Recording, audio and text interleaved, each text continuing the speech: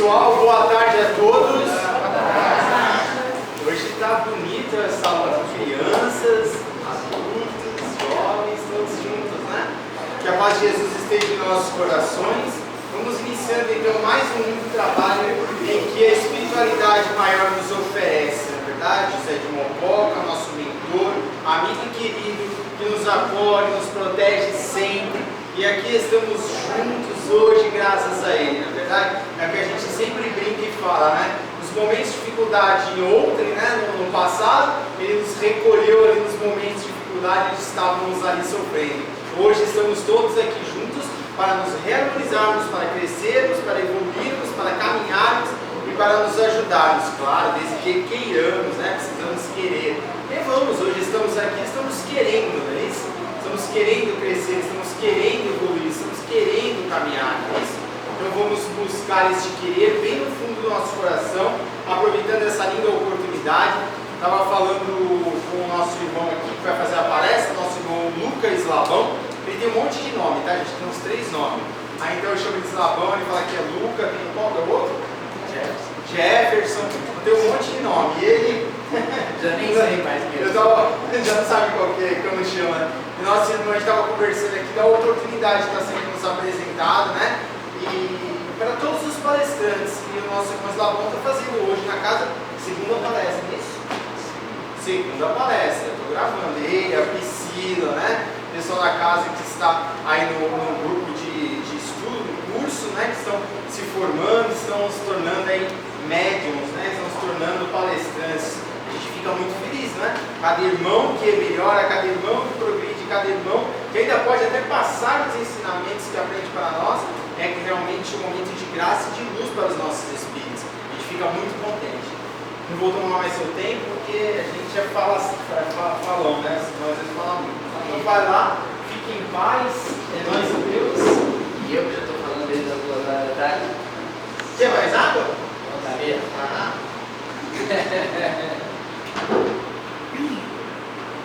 Boa tarde, pessoal. Boa tarde. Olha eu de novo aí.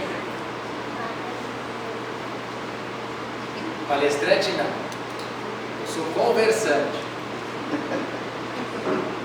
Isso é verdade. Palestrante tem outros vultos aí, maiores que eu aí. Né?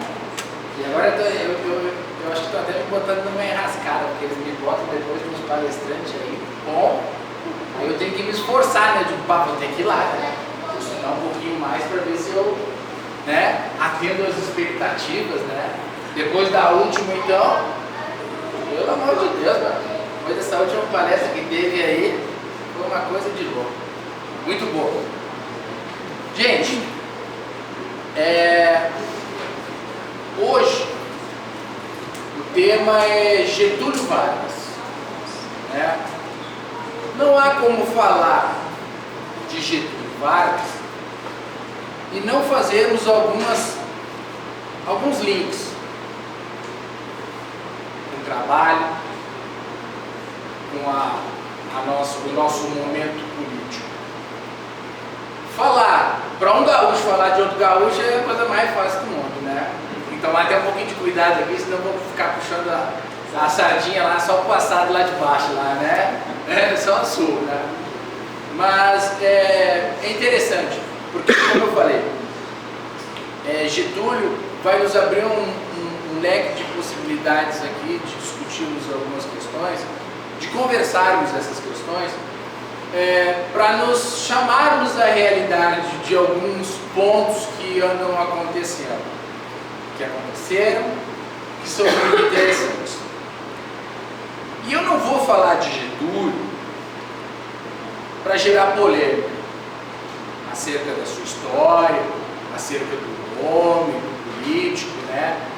Não é essa a questão. Eu acho que não é nem o propósito disso aqui. O propósito é muito maior. Ao decorrer aqui do que eu vou trazer para nós, né, para todos nós, a gente vai ver que entrarmos em polêmicas não nos levam a nada. Por essas e outras, por tantas polêmicas é que a gente está tendo um cenário hoje dentro do nosso país complicado. Então não vamos falar de polêmica, certo? Vamos falar das atitudes dele como governante. Vamos ver o lado positivo de Getúlio Vargas, naquele momento em que ele passou aqui pela terra, né? Fez muita coisa importante, muita coisa pelo nosso Brasil, que a gente até hoje tem aí os benefícios dessas mudanças que ele fez, né? E trabalhou, e acredito que hoje, né, se não estiver enganado, está na pátria espiritual e deve estar trabalhando também, né? Porque a gente não para, a gente não cessa, né? Trabalhamos aqui, trabalhamos lá, o negócio é trabalhar, o negócio é estarmos aí, em movimento. Para falar de Getúlio, eu vou falar um pouquinho da história dele, né? De Getúlio como homem, apesar de que achar que todo mundo conhece, né? Os livros de história estão aí, né? Mas eu vou frisar aqui porque eu acho que a gente vai chegar aonde eu gostaria. Getúlio Dornelles Vargas. Antes de falar de Getúlio Vargas, e mostrar o quanto ele era iluminado, viu, Esmeralda? Ele torcia pro Grêmio, viu? Não era pro Corinthians, não. Tá? Só para deixar um alerta aí para você. Brincadeira, gente. Getúlio Dornelles Vargas, ele entra na vida terrestre no dia 19 de abril de 1882, em São Borja, fronteira oeste do Rio Grande do Sul. Uma cidade lá do interior voltada à pecuária, voltada à agricultura, né? A família dele estava envolvida nesse contexto aí. E aí ele começa a sua jornada terrena, nessa reencarnação, como qualquer um de nós. Talvez com uma pequena diferença. Aí eu vou falar de minha, né? Com certeza já estava nos seus desígnios ser presidente do Brasil e eu no máximo ali, quem sabe, presidente da Assembleia de Condomínio lá de casa, né? No máximo. O que não me interessa nada, nem a mim nem a ele, porque de novo, trabalho, fazendo o comparativo, né? Como qualquer trabalho é importante, né? Ele, filhos de pai, como eu falei, né? Fazendeiros, o pai foi militar, teve a sua infância lá. Aqui eu vou usar algumas datas. Em 1898, ele ingressa no serviço militar e ali faz a sua carreira como soldado, sargento. Em 1904, ele matricula-se na Faculdade de Direito, formando-se em 1907, e ali nessa mesma época ele começa a trabalhar como promotor público na cidade de Porto Alegre, né? E nesse mesmo período ele começa a já ter contato com a política. Em 1911, aqui um fato que particularmente para nós gaúchos lá, não sei se chega ao restante do Brasil, essa coisa meio cultural, de algumas coisas ficarem muito restritas a um certo ambiente, mas isso é de Getúlio, é da história dele. Em 1911, ele casa-se com Darcy Lima Sarmanho, com quem teve 5 filhos. E esse casamento marcou um ato de conciliação no Rio Grande do Sul, pois as famílias apoiavam partidos políticos diferentes naquela época. Na Revolução Federalista de 1893, lenço branco, colorado, chimangos e maragatos lá da nossa região, né? E nessa época se barbarizava muito com esses crimes políticos no Rio Grande do Sul. Se praticava muito o crime de estacas e de degola. Estacas eram, amarrava o oponente lá na estaca e fuzilava, ou se não ia para o fio da faca. Degolava-se literalmente. E Getúlio era avesso a isso. Veja que interessante, muitas das coisas que colocam anos depois na conta de Getúlio Vargas, lá em 1911, por esse gesto, ele pôs fim a esse barbarismo lá. E se acredita muito a ele, porque realmente não se casavam. Famílias que apoiavam partidos políticos diferentes não tinham nenhum tipo de contato, muito pelo contrário, quando se fazia prisioneiro, as barbaridades que eu estou contando para vocês. E esse casamento com Darcy pôs fim a isso, porque ele veio mostrar, vamos parar com isso, somos todos irmãos, né? Opiniões diferentes em relação a partido, em relação à cor de um lenço. porque se reconhecia naquela época pela cor do lenço, né? Os pica-paus pelo lenço branco e os maragatos pelo lenço vermelho. Se faz muito uso ainda na indumentária gaúcha hoje do lenço, né? Faz parte. Mas ali o lenço simbolizava essa questão política, né? Em 1909 ele entra de vez para a política. E aí vamos começar a ter a sua carreira datada em janeiro de 1909 a agosto de 1954. Bom, gente, aí a gente vai começar a ver o homem, como eu falei, que com certeza veio por missão governar o nosso Brasil. Claro que ele tem erros e que tem acertos, né? Mas, de novo, aqui nos cabe ver o lado positivo das coisas, né? O lado positivo do seu mandato. Vejam que quantos avanços sociais a gente teve aos trabalhadores naquela época, né? Como eu disse, se fazem presentes até hoje, né? Tivemos ali um gesto dele, que é a criação do Código Eleitoral e da Justiça Eleitoral, que hoje a gente acaba fazendo uso disso. Infelizmente, não da forma correta, né? O fato de nós podermos votar hoje em dia também está muito relacionado a isso aí, a nós escolhermos os nossos governantes, né? Justiça do trabalho. O progresso veio se efetuando naquele momento, né? Através das suas medidas, foi se formando o corpo da industrialização, muitas oportunidades de emprego, segurança aos trabalhadores. O povo gostava dele, isso era fato. Apesar de que alguns não, grande maioria do povo gostava dele sim. Ele trabalhou muito em favor dos trabalhadores e dos desfavorecidos. Não à toa ficou conhecido como o pai dos pobres. Lembra-se desse fato aí, né? Foi apelidado de pai dos pobres. As elites, né, só achavam que ele só visualizava os pobres. Cadê os pobres? Tudo é trabalhador, né? Ele ajudou a nação a crescer, mesmo com todos aqueles problemas lá, né? Ele teve o retorno dele, ele volta, depois de todas aquelas passagens, né, políticas dele, ele volta por aclamação popular. Isso é fato, né? Por que será? Acredito que muito por conta disso, por conta dos avanços, da proteção que ele dava aos trabalhadores. O povo sabia que ele tinha feito muita coisa boa, né? Apesar de sabermos o quão difícil, né, deve ser governar um país, né? Getúlio homem, Getúlio político.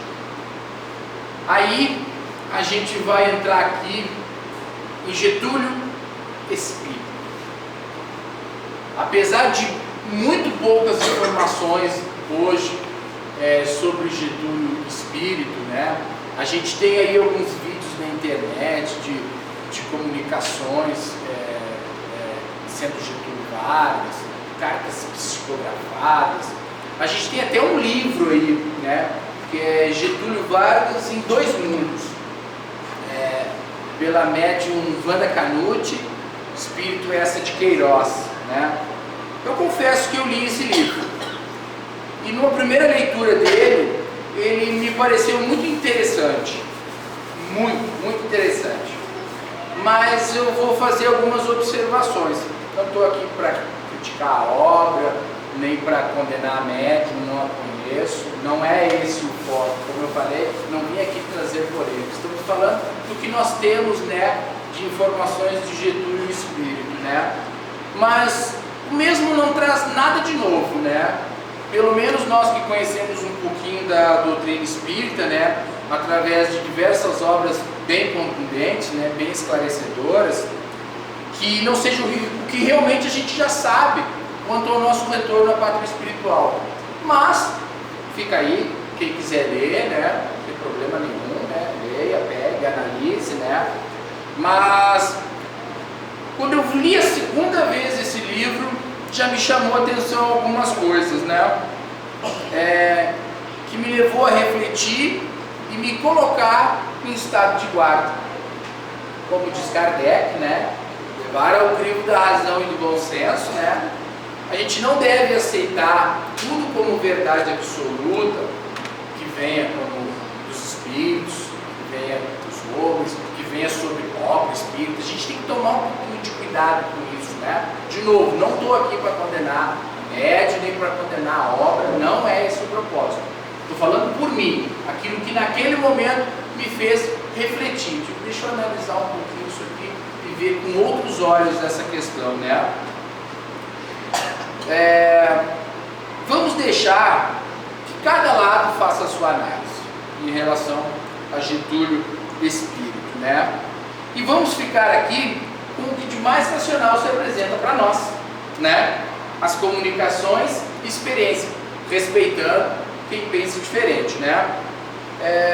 Eu fiz aí uma pesquisa, né, de mercado e infelizmente eu não estava aqui, mas fiquei sabendo que Getúlio já comunicou na casa, né? Através do teu pai, né?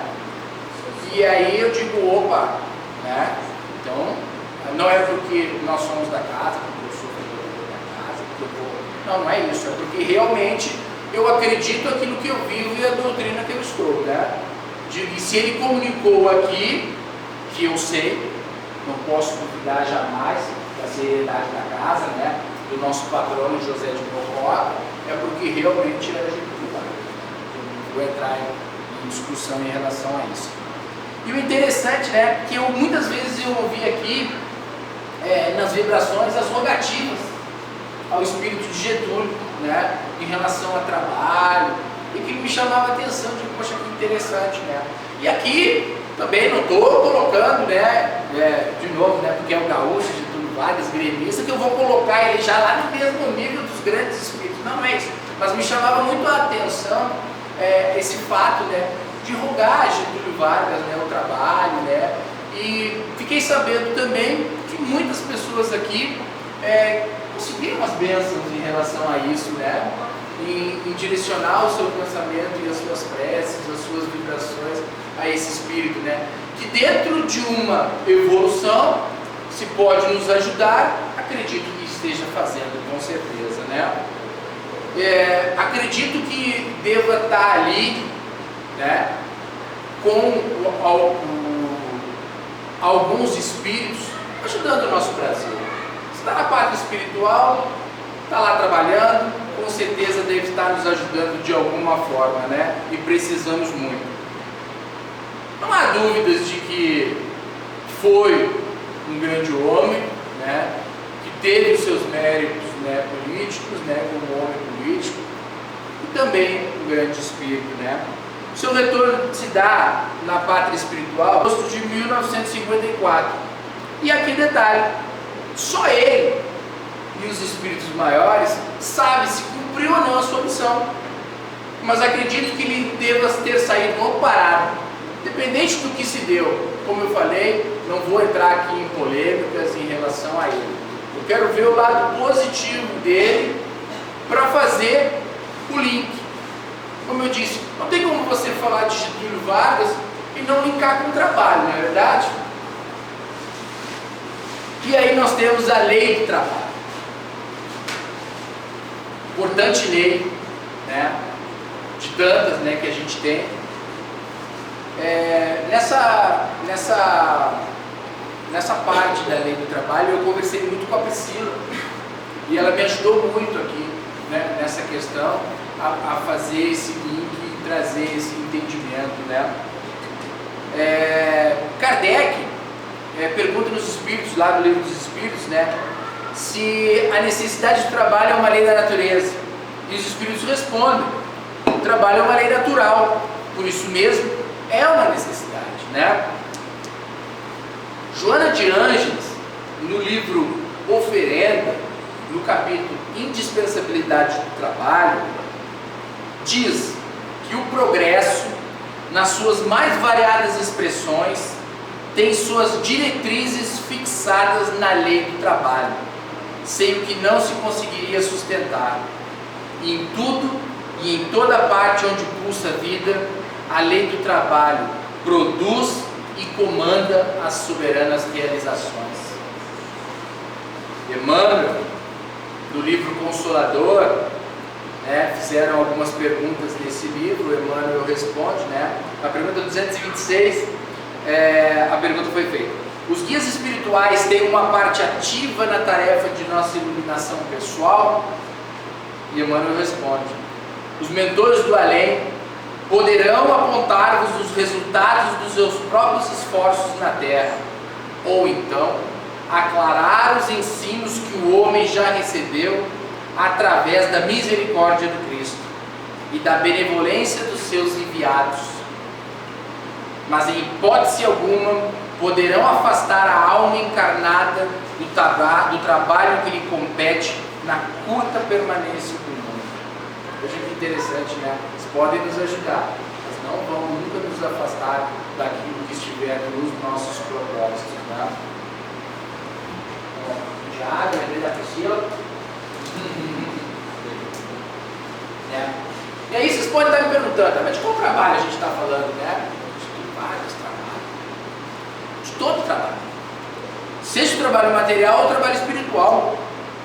Veja que o trabalho material é uma necessidade de todos os povos, né? Quem rejeita está abaixo da natureza. Já disse lá os Espíritos, no livro dos Espíritos, né? Tudo está em labor, seja em qualquer reino. Nada está inerte, e sim as ordens de quem os criou. Somos co-criadores em busca do progresso estabelecido por Deus. Joana de Ângeles disse isso também, né? Mas interessante, cabe todas as criaturas não se esquecerem dessa lei maravilhosa que é a lei do trabalho com muito amor. O homem não deve somente visar os interesses passageiros, mas sentir e se esforçar para cumprir os seus deveres, favorecendo toda a humanidade. A felicidade em nossos caminhos exige que trabalhemos constantemente. O trabalho não deve se fixar somente nas coisas materiais, mas se estender em todas as direções daquilo que o homem sabe ou precisa saber. Pensar é um trabalho, saber pensar é de ordem divina. Falar é um trabalho, e saber falar é de grande valor espiritual. Usemos a inteligência em conexão com a consciência e escutemos o que ela determina, com as bênçãos de Jesus e seu Evangelho, para que possamos fazer bem o nosso trabalho. Vamos trabalhar, né? Uma das coisas que mais me chama a atenção na doutrina é que para tudo que a gente for discutir, a gente sempre vai encontrar uma mensagem. Tudo. São inúmeras obras. Tudo que nós formos falar, a gente vai encontrar uma mensagem que vai nos linkar a esse assunto, né? E no livro Caminho, Verdade e Vida, nós temos a lição, trabalho, né? Esse livro faz a lição número 4, esse livro é a psicografia do Chico, né? Do Emmanuel, né? E ele começa com uma mensagem. Jesus lhe respondeu: meu pai obra até agora e eu trabalho também. Está lá no Evangelho de João, né? Quando foi questionado, né? Como você trabalha no sábado? Qual o problema? Jesus trabalhou, curou, fez inúmeras coisas, né? Aquilo que lhe competia, ele fez, mesmo que fosse sábado, né? Em todos os recantos observamos criaturas queixosas e insatisfeitas. É verdade ou não é, gente? É verdade. Quase todas pedem socorro, mas raras amam o esforço que lhe foi conferido. A maioria revolta-se contra o gênero do seu trabalho. Os que varrem as ruas querem ser comerciantes. Os trabalhadores do campo querem viver na cidade. O problema, contudo, não é de gênero da tarefa, mas o de compreensão da oportunidade recebida. Não importa, né? Se veio lá para presidir o Brasil ou para presidir a Assembleia de Condomínio. É trabalho, né? Vamos trabalhar. De modo geral, as queixas nesse sentido são filhas da preguiça inconsciente. É o desejo ingênuo. Ingênuo é ali que nasce com a pessoa, né? Que é inato, já está com ela, né? De conservar o que é inútil e ruinoso nas quedas no pretérito obscuro. Mas Jesus veio arrancar-nos da morte do erro. Trouxe-nos a bênção do trabalho, que é o movimento incessante da vida. Para que saibamos honrar nosso esforço, referiu-se ao Pai que não cessa de servir em sua obra eterna, de amor e sabedoria, e a sua tarefa própria, cheia de imperecível dedicação à humanidade. Quando te sentires cansado, lembra-te de que Jesus está trabalhando. Começamos ontem o nosso humilde labor e o Mestre se esforça por nós desde quando? Verdade, né? A gente está sempre, né, relutando, né, se queixando em relação ao nosso trabalho, seja ele material ou espiritual. Não vamos separar não, viu? A gente se queixa do nosso trabalho material, eventualmente a gente se queixa do nosso trabalho espiritual, né, das nossas obrigações, a gente esquece, né? E no entanto, num dos exercícios lá da reforma íntima, lá, né, fala-se, né, trabalhar, respeitar o trabalho do outro, né, trabalhar afim, com muita fé, não é verdade? Gente, olha, eu quis pegar Getúlio Vargas, trazer o link para a lei do trabalho, e agora eu vou chegar onde eu queria. Eu quero aproveitar Getúlio Vargas, a imagem desse homem, desse espírito, para nos chamar à realidade do que vivemos hoje. Eu quero fazer um questionamento. Se nós tivéssemos a oportunidade de presidir o Brasil, qual seria a nossa bandeira? Vamos falar do Brasil, estamos nele, né? Qual seria a nossa bandeira? Teríamos na sua flâmula as verdades do Cristo? Ou atenderíamos o bem comum na sua maior parte? Ou a pequena parte interessada da nação? Porque a gente critica. Getúlio foi criticado, as pessoas criticam o nosso trabalho e hoje nós criticamos a nossa política. Mas e aí, se fosse nós? Faríamos tudo certinho, tudo direitinho? Questionamento, né? Podemos ver nesse questionamento o quão difícil deve ser a tarefa de governar o nosso Brasil. Desde tempos passados, de Getúlio, passando por tudo que a gente passou, até esse presente momento, né? Eu acredito muito que Getúlio deva ter se esforçado para cumprir a sua tarefa, para cumprir a sua missão. E se por acaso ele tenha deixado algo para trás ou a fazer, eu vou botar na conta de que tudo tem o seu tempo, tudo tem o seu momento. Talvez seja agora, ou talvez no futuro bem próximo aqui, né? Talvez, isso sou eu que estou dizendo, né, gente? Talvez Getúlio tenha tido a tarefa de iniciar e quem sabe ele voltar para terminar, né? Não se sabe. Quem sabe, né? Deus, Anjo Ismael, espiritualidade maior, está preparando outro espírito, né? Para vir cumprir essa missão, né? De transformar o nosso Brasil no gigante que a gente espera, no gigante que a gente sabe que ele vai se tornar. Mas a gente faz parte disso. A gente tem que se colocar em posição em relação a isso. Não botar na conta só dos nossos governantes, não. A gente sabe que o nosso Brasil passou e passa por inúmeras dificuldades, seja no campo social, no campo político, né? No campo econômico, mas acredito que tudo isso passará. É legal aquela história, né, do Chico, né, da intercessão, né, do Chico, né, para Maria, né, que estava com os problemas, né, e ele mandou lá, poxa, pede a Virgem Maria para intercessão sobre algumas questões, né, e ela mandou para ele, não, passará, tudo passará, isso também passará, tudo passará. Eu acredito nisso, eu acho que a gente vai passar por tudo isso, mas nada é o acaso, né, gente? Tudo que a gente está vivendo aqui tem um propósito. Essa minha palestra, eu ia fazer pós a palestra da Priscila, né, que ela iria falar do Brasil. Eu ia linkar bastante coisa em relação à palestra dela, porque se eu não me engano, acho que ela ia comentar sobre o livro O Coração do Mundo, o Brasil, o Coração do Mundo, Pátria do Evangelho. Fica aqui a dica também da lição, que é uma lição, é um livro muito interessante. Eu trago aqui, gente, uma reflexão do quão importante deve ser a nossa posição espírita cristã sobre as questões políticas. Como eu falei, eu não vim aqui trazer polêmica, eu vim usar a imagem de Getúlio Vargas, eu vim aproveitar esse momento para chegar onde nós estamos agora, né? Não quero falar aqui de calorosas discussões a respeito de partido A, partido B, não é o caso, né? Eu quero buscar uma consciência plena, buscarmos uma forma de colaborarmos com os nossos governantes. Talvez naquela época lá de Getúlio, ele também não tenha tido muito isso, né? Talvez até o padrão vibracional daquela época não se difere muito do que a gente vive hoje.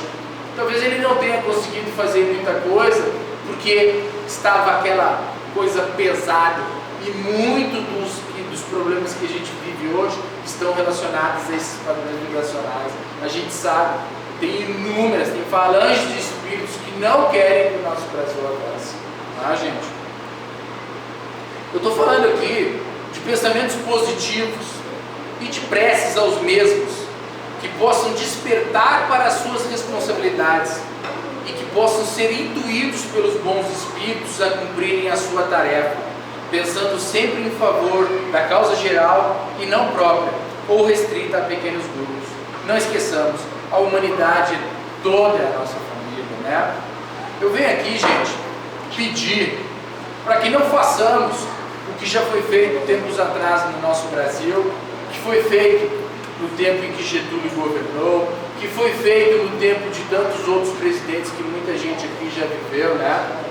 Vamos tentar a partir de agora, não estou aqui defendendo ninguém, vejam bem, de novo, vou repetir, eu não estou aqui para ser polêmico em relação a quem é o nosso presidente ou a quem vai ser, tal político. Não é essa a questão, gente. Isso não é importante. Eu venho aqui pedir para que a gente coloque nas nossas vibrações, assim como é feito muito aqui na casa, no nosso Evangelho no lar, o nosso Brasil. Essa terra que nos acolhe nessa presente reencarnação, que nos dá a oportunidade de aprendizado nessa caminhada, nesse momento em que sabemos ser de extrema importância, aproveitarmos a oportunidade, todas as situações que nos são favorecidas para o nosso crescimento espiritual. Se estamos reencarnados no Brasil é porque temos um propósito. Vamos fazer bem uso dessa nossa reencarnação, vamos vibrar, vamos ajudar os nossos governantes, os nossos políticos, vamos nos colocar em condições de ajudar. Mas de que forma? Através do voto, através lá daquele código eleitoral que Getúlio criou. A gente tem a oportunidade de mudar muita coisa que está aí. A gente se exime, a gente acha que não quero saber, não, essa política não me interessa, é tudo igual. Será que é tudo igual mesmo?